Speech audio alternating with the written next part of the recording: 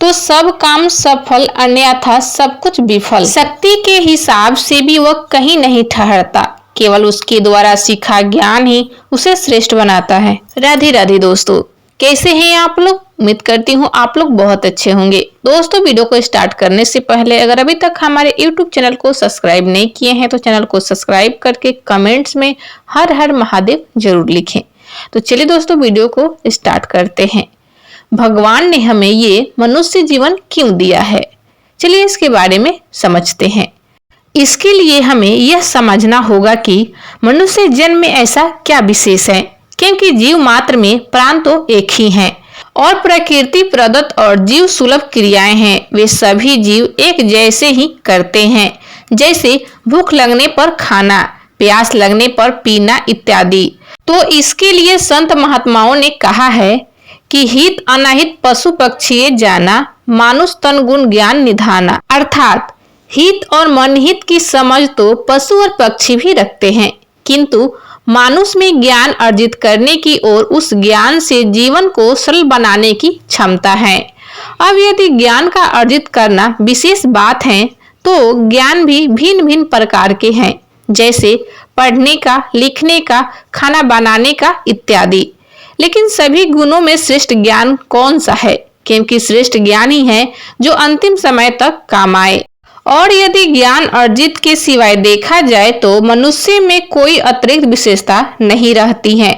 जैसे यदि वो अपनी गति पे घमंड करे तो बहुत से वन्य जीव उससे भी तेज भाग सकते हैं। शक्ति के हिसाब से भी वह कहीं नहीं ठहरते हैं, केवल उसके द्वारा सीखा ज्ञान ही उसे श्रेष्ठ बनाता है। वरना तो संत महात्माओं ने कहा है, खाना पीना सो जाना सब काम है पशु समाना, क्यों देह मनुष्य की धारी, सुनो सुनो वचन नर नारी। इसलिए सब काम जो सांसारिक जीवन में करने हैं यह जरूरी है, किंतु एक चीज और जरूरी है, वो है उस परम पिता को जानना, जिसके लिए किसी मंदिर या मस्जिद में जाने की जरूरत नहीं है।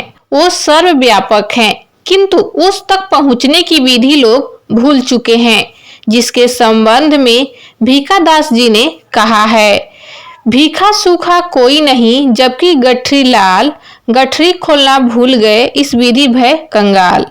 अर्थात उस ईश्वर से विहीन कोई भी जीव नहीं है, सबके अंदर उसका अंश विराजमान है, किंतु उस तक पहुंचने की विधि मनुष्य भूल गए हैं, इसलिए उसे बाहर ढूंढते हैं और एक भक्तिहीन कंगाल की भांति भटकते रहते हैं। इसलिए भगवान ने हमें यह जीवन कर्तव्य निर्वहन के साथ साथ उस ईश्वर की भक्ति करने तथा उसकी भक्ति से अंतर्मुख होकर उसका अनुभव अपने ही भीतर करने की जरूरत है।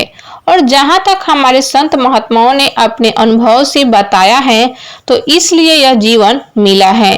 और जब हम उस ईश्वर के सानिध्य में रहते हैं तो सब काम सफल, अन्यथा सब कुछ विफल है और हृदय की शांति कभी नहीं मिल पाती, चाहे आप कितने भी सफल क्यों ना हो जाएं, जिसके लिए एक समर्थ गुरु की जरूरत है। तो दोस्तों, वीडियो कैसा लगा कमेंट्स में जरूर बताएं और चैनल पर नए हैं तो चैनल को सब्सक्राइब करके वीडियो को लाइक शेयर करें। राधे राधे।